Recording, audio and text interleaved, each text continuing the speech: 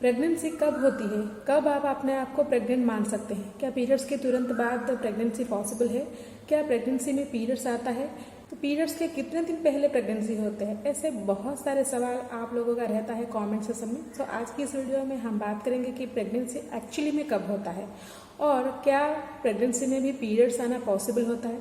तो चलिए शुरू करते हैं आज का ये वीडियो। नमस्कार, हेलो फ्रेंड्स, मैं हूं अनुराधा और आप देख रहे हैं अनुराधा केयर चैनल।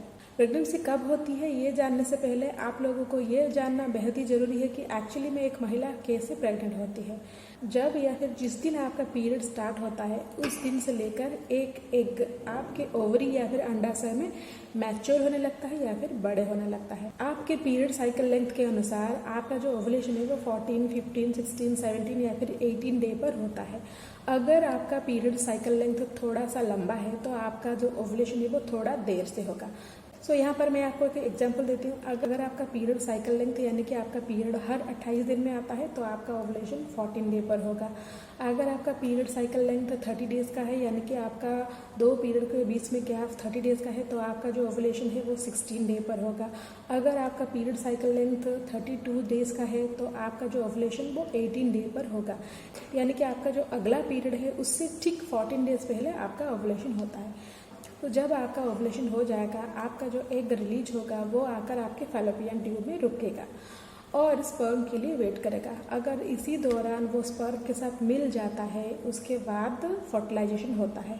फर्टिलाइजेशन का जो प्रोसेस है वो भी फैलोपियन ट्यूब में ही होता है, लेकिन फर्टिलाइजेशन को हम प्रेगनेंसी नहीं मानते हैं। फर्टिलाइज्ड एम्ब्रियो है वो फैलोपियन ट्यूब में और कुछ दिन रुकेगा और वहाँ पर डिवाइड होना यानी कि विभाजित होना शुरू कर देगा। ये जो विभाजन या फिर डिवीजन का प्रोसेस है वो लगभग 3-4 दिन तक चलेगा और उसके बाद ये जो फर्टिलाइज्ड एम्ब्रियो है वो आकर आपके गर्भाशय यानी कि यूट्रस के वॉल में चिपकेगा।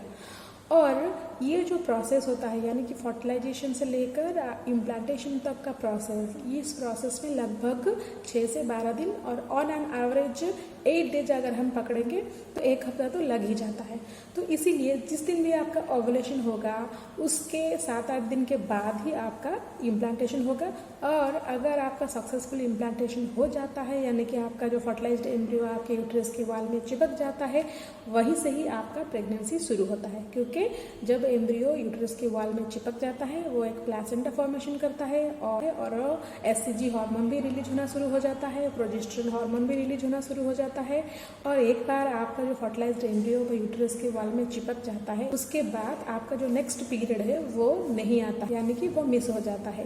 क्योंकि ओवुलेशन के दौरान अगर आपका फर्टिलाइजेशन सक्सेसफुल नहीं होता है तो इम्प्लांटेशन भी नहीं होता है तो आपका जो गर्भाशय या फिर यूट्रस अपने आप को तैयार करके रखता है जो बच्चे को इम्प्लांट कराने के लिए या फिर बच्चे को नरिशमेंट के लिए, वो जो वॉल होता है या फिर वो स्प्रेडिंग होता है वो झड़ना शुरू हो जाता है जो कि पीरियड्स के रूप में निकलता है। लेकिन अगर आपका इम्प्लांटेशन सक्सेसफुल हो जाता है तो यूट्रस का जो दीवार है वो बच्चे को नरिश करने में लग जाता है और उसके बाद वो झड़ता नहीं है, इसीलिए आपका पीरियड मिस हो जाता है। तो इसीलिए मिस्ड पीरियड को हम प्रेगनेंसी का एक कन्फर्मेटरी साइन मानते हैं। और वंस आपका इम्प्लांटेशन सक्सेसफुल हो गया उसके बाद 9 महीने तक यानी कि 9 मंथ्स तक यानी कि आपके डिलीवरी तक आपका पीरियड्स नहीं आएगा। तो इसीलिए जिस दिन भी आपका पीरियड स्टार्ट होता है यानी कि जिस दिन भी आपका ब्लीडिंग स्टार्ट होता है उसके लगभग 3 वीक्स के बाद आपका प्रेगनेंसी पॉसिबल है या फिर आपका जो नेक्स्ट पीरियड का ड्यू डेट उससे 1 वीक पहले ही आपका प्रेगनेंसी पॉसिबल है। तो चलिए मैं आपको यहाँ पर एक एग्जांपल देती हूँ ताकि आप और ज़्यादा क्लैरिफाई हो सके। सपोज आपका जो पीरियड वो अप्रैल 5 को स्टार्ट हुआ, ठीक है, यानी कि उस दिन आपका ब्लीडिंग स्टार्ट हुआ, वो है आपका पीरियड का स्टार्टिंग दिन। और आपका जो पीरियड साइकिल लेंथ है वो 30 डेज का है यानी कि आपका नेक्स्ट पीरियड मई 5 को आने वाला है, ठीक है। सो आपका जो ओवुलेशन होगा वो लगभग 16 डेज के बाद होगा यानी कि अप्रैल 5 + 16 अप्रैल 21 को आपको ओवुलेशन होगा। अगर ओवुलेशन के बाद आपका एग फर्टिलाइज्ड हो जाता है तो ये जो फर्टिलाइज्ड एम्ब्रियो आपके यूट्रस के वॉल में चिपकने को लगभग 7 से 8 दिन तक का समय ले सकता है। सो लगभग ऑन एन एवरेज अप्रैल 28 या फिर 29 इस समय तक आपका इम्प्लांटेशन सक्सेसफुल हो जाएगा और अप्रैल 28 या फिर 29 यानी कि अप्रैल के लास्ट वीक और मई फर्स्ट वीक तक आप प्रेग्नेंट हो चुके होंगे। और आपका जो मई 5 का जो ड्यू डेट होता है और आपका जो May 5 का जो ड्यू डेट यानी कि May 5 को आपका जो डेट आने वाला है वो नहीं आएगा, वो मिस हो जाएगा।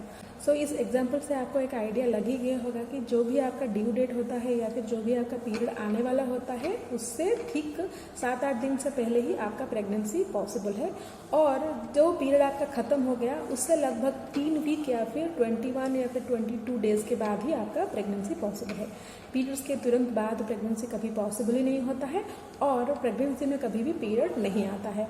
ये बात अलग है कि कभी कभी प्रेगनेंसी में किसी कारण के बस ब्लीडिंग हो सकता है, लेकिन अगर प्रेगनेंसी के दौरान आपको किसी भी टाइप का ब्लीडिंग या फिर स्पॉटिंग देखने को मिल रहा है तो आप बिना देरी के आप अपने डॉक्टर को एक बार ज़रूर कंसल्ट कीजिए।